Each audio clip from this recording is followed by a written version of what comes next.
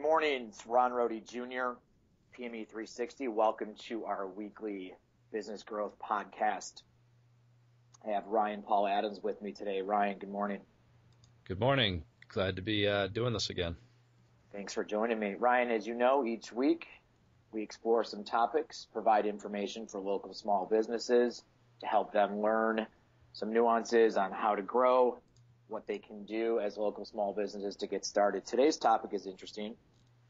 Today we're going to talk a little bit about local marketing and local SEO, why it's important for small businesses. But we're going to put a little twist on it. We're going to talk about it from a standpoint of a new business that might not necessarily have the largest of budgets or no budget at all. So we're going to provide some tips on how that small business can get started, whether or not you have a website, whether or not you're just getting started, whether or not you're a brick and mortar. We're going to talk some tips there. So, Ryan, let's go ahead and set the table. Yeah, and even what we're about to talk about, I ran into a couple of local businesses this week that have been in business for 15 to 20 years, both of them, right? And they've never done any marketing. They really have never invested in marketing at all. And they don't, one of them had a website, the other one didn't. So both of what we're about to talk about really applies to those type of businesses as well. Correct. Correct. So not necessarily like somebody who just started yesterday, but somebody who really someone never that's done looking to get started in the online world. That's a good point. So whether you've been in business for 1 month or 10 years, some tips that you can do on a relatively small budget. Exactly. Fantastic.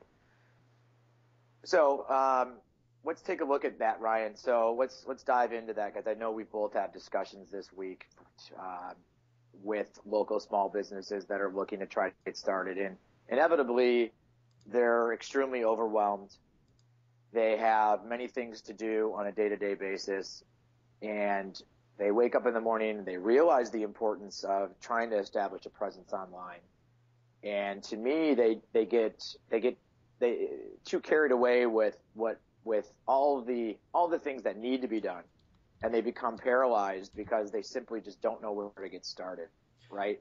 Oh, it can be completely overwhelming. I mean, and I'm in this business, in this market every day, and the options for marketing online are crazy. I mean, there are so many options and so many things that you would need to learn to do that you feel like you need to do, because every seminar you go to, everybody you talk to says, why aren't you on Facebook? Why aren't you doing Twitter? Why aren't you on LinkedIn? Why aren't you have no videos on YouTube? You got, no blogging. Right. Why aren't you blogging? Why aren't you pushing out content? Why aren't you doing SEO, right?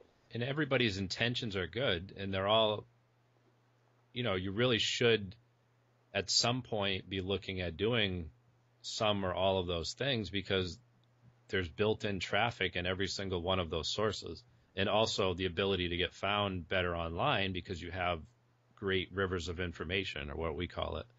Yes. But I think go ahead. Sorry. Nope.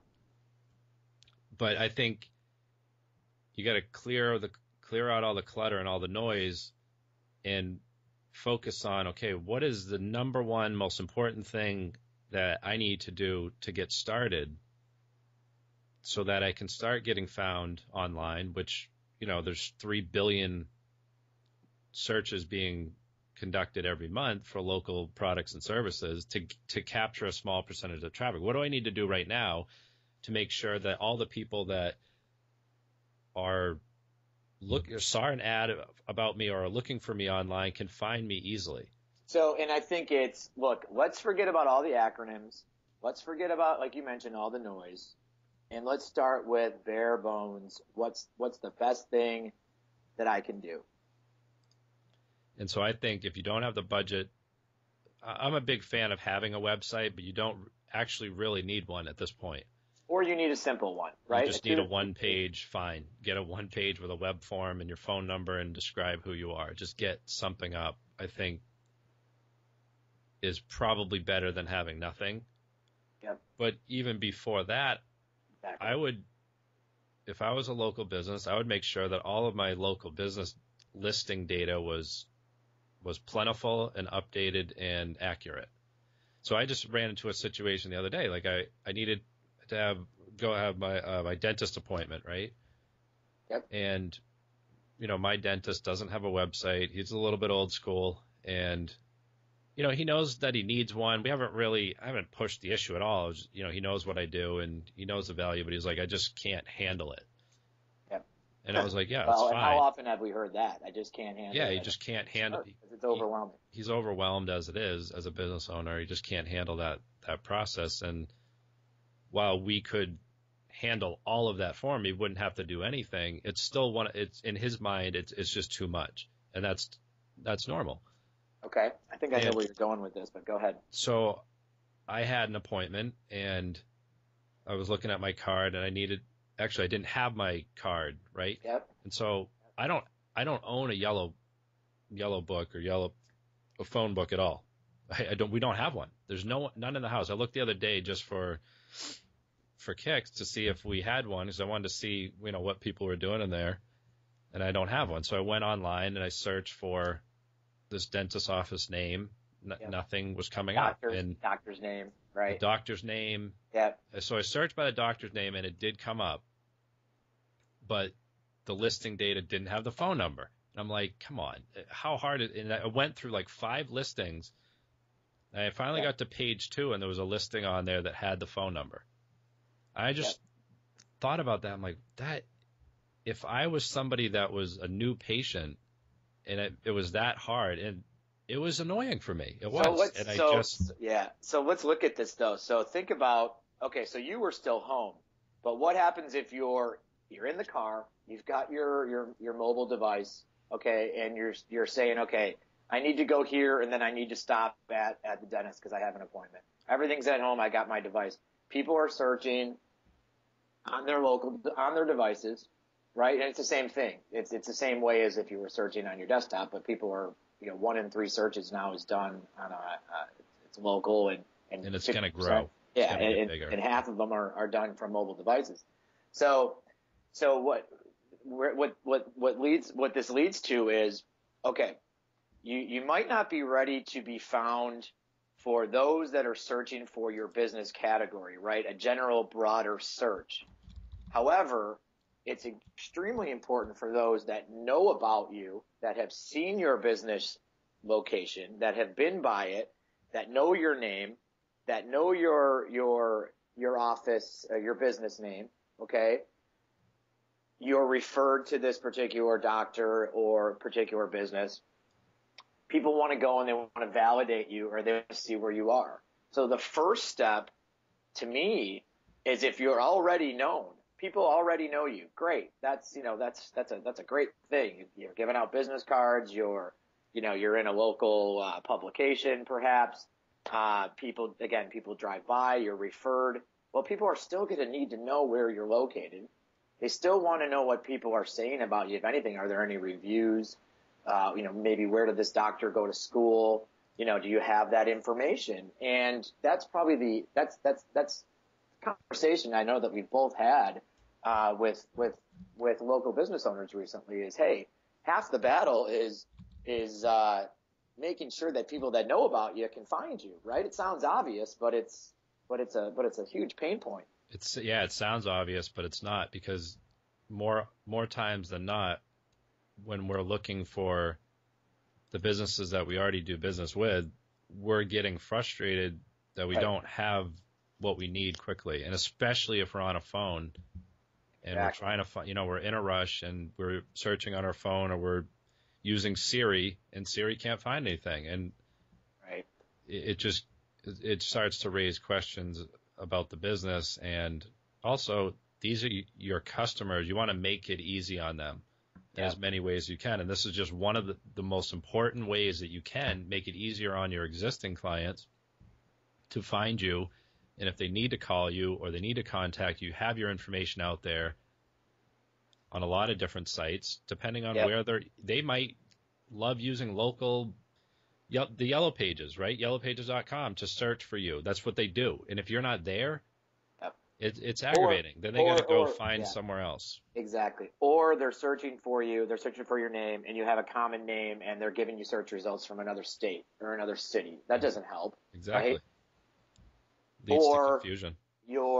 and then to further, not to confuse anything or complicate it, but then you get people that are squatting on on your search terms. And basically what that means is if you're searching for, my dentist name and you happen to be similar, or you happen to have, a common name, people are searching for what's this dentist on, Brown Street in Chicago.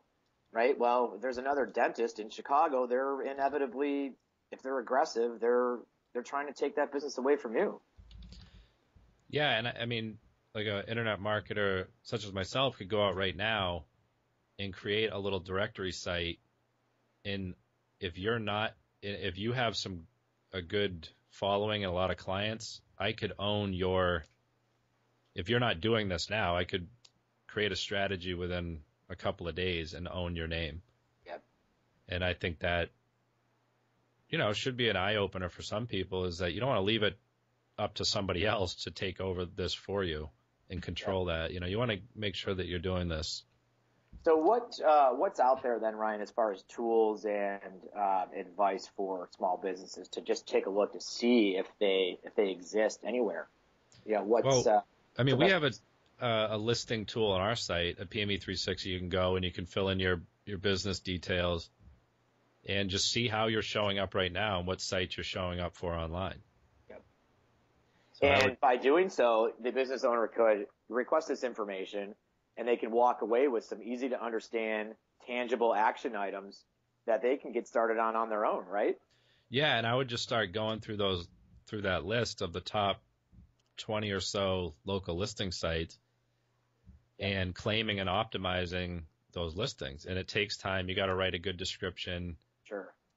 You got to, get images in there. Make sure you're using all the categories that they allow you to use. So like on Google Places, they allow you up to 5 categories. So make sure you use all of them. And if they don't have the category, just type in a phrase that makes sense for what you offer and at least get something in there. And if it's more keyword focused about what people actually search for, the better. You'll have a better chance of showing up. And make sure your profiles are 100% complete. If they offer images, get some images in there, even if it's 1 or 2. So it's safe to say that this is going to take a significant amount of time and resources. But I think what we're trying to offer here is some valuable information for that business owner that might not have a substantial budget to get this going. So as we all know, though, we all know that budget's not just money. It's also time and resources. However, this is something that you can do as a business owner, and you can try to dig yourself out of this problem. And it was just interesting. This week we ran into the same situation twice, and I hadn't run into it for a while, which was that both local businesses don't have a physical location, right? They're working out of their house. Yep. And there's a lot of people that are in this situation. And so, Google Places, we've done this many, many times. I know this works. If you have a P.O. box that isn't blatantly a P.O. box, like it doesn't actually say P.O. box, the listings that we've done that way are fine.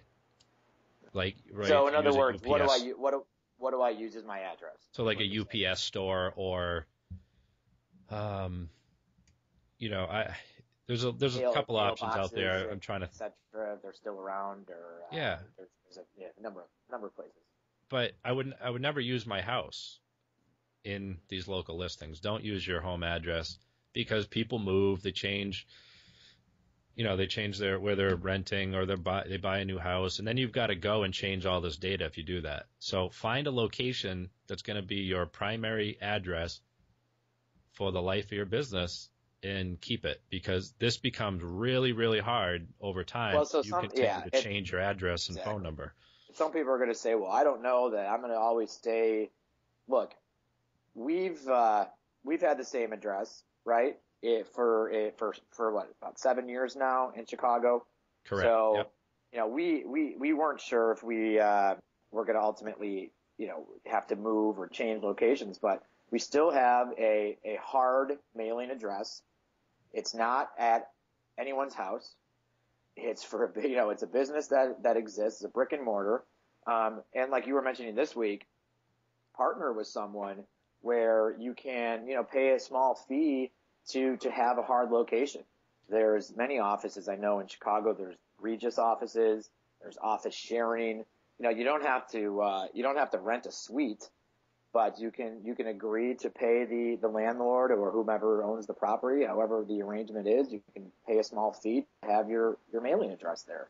Correct? Absolutely, and it's a small price to pay. I mean, $50 a month or 75 or whatever it is to have that location in the area that you're doing business in or want to do business in. So I'm not saying to go out and do this in 20 different cities if you don't actually work there, as I think Google will catch on to that if they haven't already. I think they've kind of clamped down on that a little bit, but you could, in theory, do that if you did want to target. You'd have a better chance of showing up too. Yep. And then, excuse me, I think the big thing there again is if you're going to get exposure for your business and you're using your home address, do you really want your home address being used all over the internet? Right. I just think that doesn't make any sense. Right. And then you can't get a maps listing if you're checking off that you don't do business at this location, right? So it won't even reveal the actual physical address. It'll just say that you work in Chicago, Illinois, but you have no address. It just, to me, it makes a lot more sense if you're working out of your house, go get a P.O. box that has say P.O. box.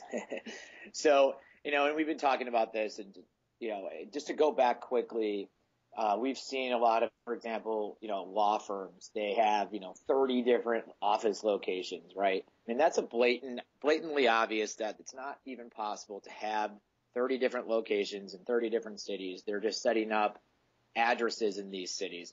What does Google say about that?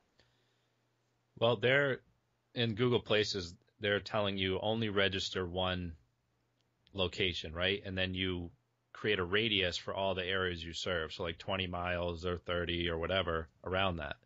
Mm-hmm. But that doesn't work for the business that actually has physical locations and offices in other locations that have different phone numbers, right? They're not all answered by the same person. They get mail at those locations. They actually need that listing. So for me, if you actually have an address and a unique phone number for those other locations, set up that Google Places and those listings for those locations. And the key that I've found is that you don't want to drive if you do have a website, you don't want to use the same website. Just don't use the main domain for every single listing. Establish your primary office and use your main website, and then build out office pages for every page for every city that you have an office in, and use that as your web address. But what happens? What if you don't actually have office locations, or you just have a phantom address in multiple cities? Then that's something that Google frowns upon, correct?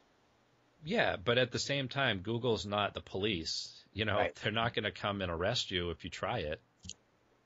This is true. So what's the worst that'll happen is that they'll probably take one of your listings and say this one's fine, and the other ones are going to ban. Right. Until you remedy the problem or whatever. And we've done this many times where some of our clients loosely have offices in other locations, like 5 or 6 or whatever. And we just do it the exact way I said, which we set up the listing, use a specific landing page for Boston or Detroit or whatever they're located in, and use that listing that way. And it works out pretty well. The other thing I want to touch on real quick is why the other reason why this is so important to have these local listings is that, one of the people that I talked to this week, again, he mentioned that he doesn't have this physical address, right? And he's like, well, a lot of my competitors don't, but there are a few that do. They have like storefronts or office fronts and whatever. Yep. And I was thinking to myself, well, they're already ahead of you by a lot. So internet marketing becomes so much more important to you than them, because they're going to get drive-by traffic. They're going to get recognition from signs and people coming into their office. They're going to look more professional. They already have a leg up. So for all of you businesses that you think that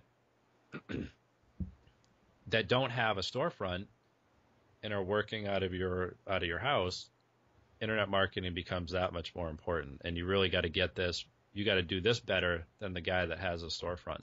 Sure. That's a good point. Because you're not going to get the benefit of those extra leads and deals that come through just from people seeing you. And Joe, don't just assume because you don't have a storefront that you can't work around it, right? We just provided information on how you can go ahead and do that. Exactly. I think you can actually, so you can keep your costs down by not having that storefront. Get rid of that. Because for most of the businesses we talk to, you don't really need it, yep. Right? So don't worry about having one, but you got to have a way of having that physical address that's not your house. It just doesn't look professional, and it's not the way to go. And go ahead. Go ahead if you have. Well, we were going to talk about the validation, right? So now that you have an actual address established, and we talked about this at the beginning. So now let's go back to you leaving your house, searching for that dentist, right? So now at least the location is established, or you have your business into 100 plus local directories, right? You have your citations down. We've talked about this before. But now people that are searching for you can find you. And this is the conversation that I had yesterday with this gentleman out in Ohio was, look, and the pain was there. I am not being found, that people that know my name, right? So this is a solution to that problem. And to go back to the topic of today's call is just, some tips on what we can do to get started, even if you don't have a glamorous website or a huge website. These are some of the things that you can do is make sure you're consistent and established in these local directories. It's the same idea with TV advertising, right? So you're sitting down, you're watching TV, and you see the same ad keep coming up. Maybe you already know the business, maybe you don't, but you keep seeing it. The thoughts that start entering your mind subconsciously are, well, this company must be, for real. It must have a big marketing budget. That's how I think, along those lines, like they're everywhere. Wow, great. Yeah. Even if I'm not interested in the product. Same thing online. So now if you have all these great listings that have all your information in there, that have images that look nice, each one of those is its own website, or can be treated as its own web page. You can even use it on a business card. If you don't have a website, use your Google Places page as your website. Right. Shrink the URL using a URL shortener, just Google the term URL shortener. There's a bunch of free ones. Use that as your free, or register a domain and forward it to your Google Places page or a Yelp page or whatever. You don't necessarily need anything more than that to get started if you don't have the budget. A great idea. And so again, if you have all this information, it looks good. What do you think your prospects and the people that don't know you are going to think? And what do you think the people that are already doing business with you are going to think? They're going to look at you and say, this company's for real. And that's all you want them to think about at this point, is to make sure that you don't want them to question you. Yeah, you do not want them to question you. And they will, and they are. And another example for me the other day. So again, you want to take it that next step eventually is to get that website. So I now weed out the companies I'm going to do business with by their website. So now that even though they have great information, I was able to find them. And now you're talking about how you search. How you search.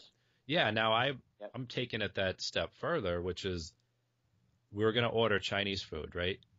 Okay. And there's a couple of places here in the Portland area, and I went to 2 websites. I narrowed it down because I saw a bunch of reviews for both, and they're both pretty good.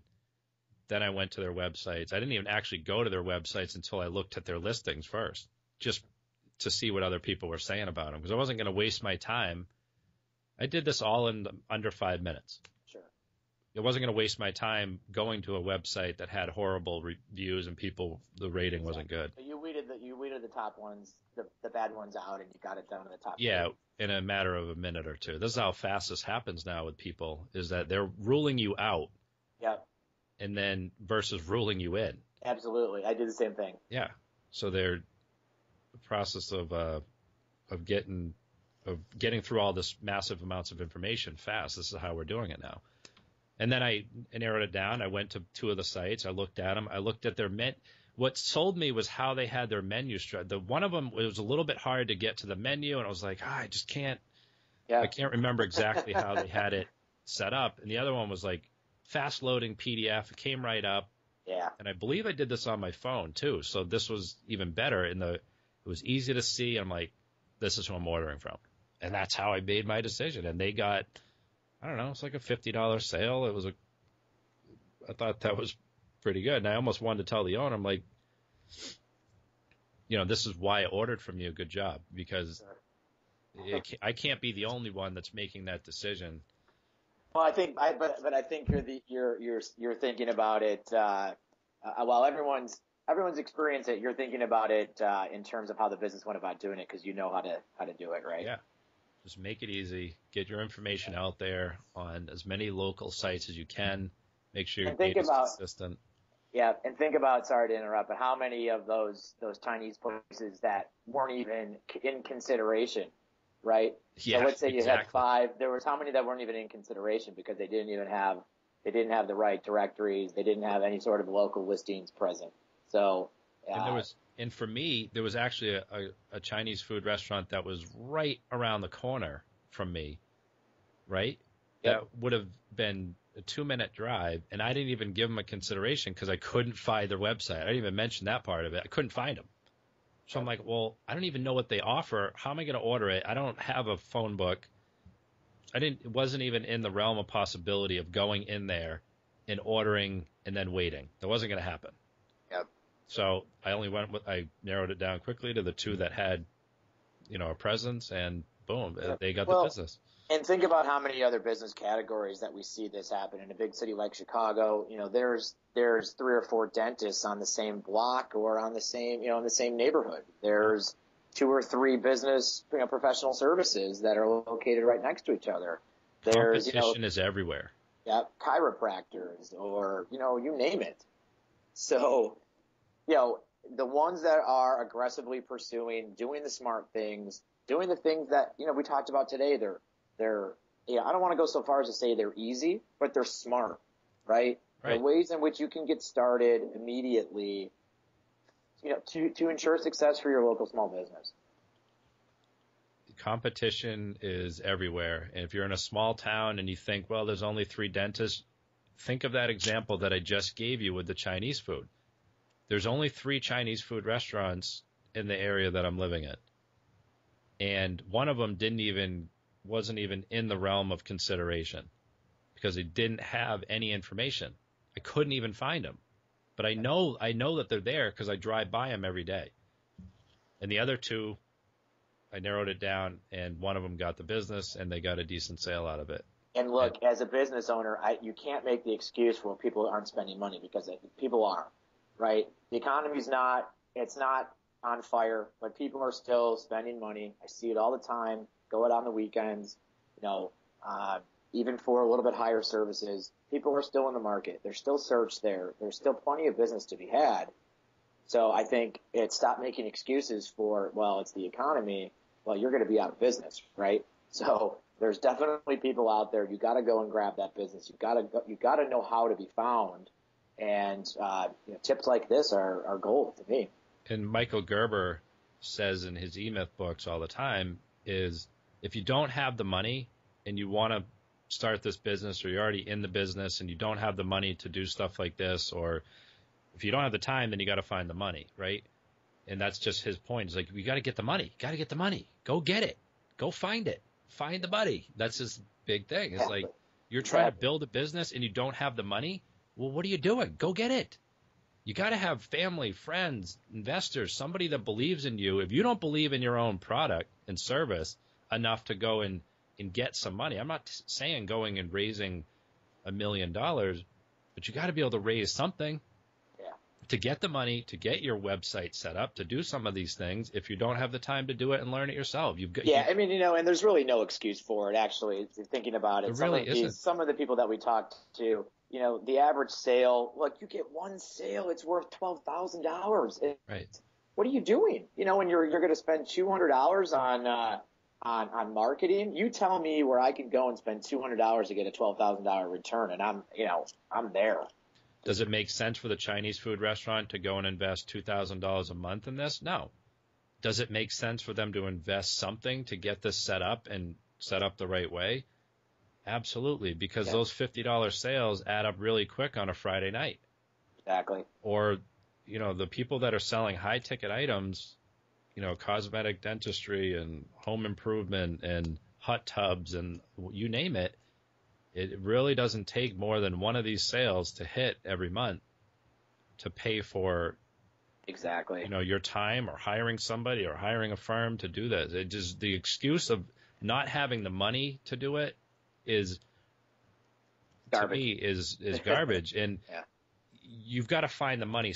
Whether you don't have the money to invest, like I said, $2,000 a month, you got to find it to do some of it. Well, and even like you said, if you don't have a monthly budget, okay, it's a recurring monthly cost, and I look at it as an investment. But if you're looking at it as a cost, then I don't want to talk to you. But if you're looking at it as an investment, that's the way you need to be looking at it. But even the firm or the company, the small business that doesn't have that, there's one-time engagements that I know that we offer, right? That you could do a one-time engagement for a local listings pack. Boom, done. Now you're everywhere. Yeah, now get you're started where people are somewhere searching. Because the longer you wait, I just think it's just going to get that much harder because there are companies that have recognized this as important for the last couple of years, right? And those companies continue to grow and they're gaining more market share. And now they're investing in other things like remarketing and nurturing, and email campaigns. They're not letting go of those people that they've already captured. So this is, I think, pretty powerful to understand, is that the longer that you wait, the more market share the other person gets. And if they're smart about what they're doing, they're not letting go of those people. So your slice of your pie is getting smaller and smaller and smaller. Well, not only that, they've already paid, right? They've already invested to get that following, to get that traffic. So as you mentioned before, forget about all the complexities, and that's advanced stuff, okay? And that's intimidating, and that's what we understand. We understand that, I'm going to do your remarketing, and I'm going to do the banner, and blah, blah, blah, and everybody, you don't know what the heck the person's talking about, okay? Well, if you're just getting started or if you're just getting online, first thing you need to do is claim your local listings, get started with that, do it progressively over time, revisit building a website in, a short period of time. And then, like you mentioned, then you can start catching up to the marathon runners, right? Because you're taking off from the starting line, and your competition's ahead of you. And some people are behind you because some people don't, they're not even listening to this podcast. But some people, if you're taking off from that starting line, you see the competition ahead, you got to catch up. You don't have to go gangbusters. You got to do it smart. You have to do it efficiently. And I think the tips that we've provided today is a very good start. So hopefully we've been helpful. Appreciate your time this morning. Ryan, do you have anything that you'd like to close with? Just reinvest in your business. Don't treat every dollar that comes in as something that needs to go in your pocket. And I understand the issues of you have bills to pay and you've got family to feed and all that, and you need an income. And I understand that.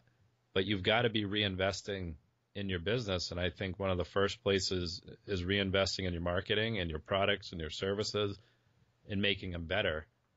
I just think that's really important. And then the last thing, if you do go the next step and get a website, make sure it's mobile. It renders well on a mobile device, because like we talked about that's why that Chinese food restaurant lost that deal, because it just didn't render. I couldn't get it. I couldn't see so they had done a couple of things right, but then they went and built a website and it Yeah. didn't render on a mobile device. So you got to at least have those if you do take that next step.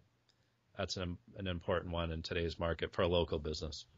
That's next week's topic right there. Yeah, exactly. For sure. Great, Ryan. I appreciate your time. Thanks for joining me again on our small business growth podcast. Yeah, thank you. We'll be in touch. Bye.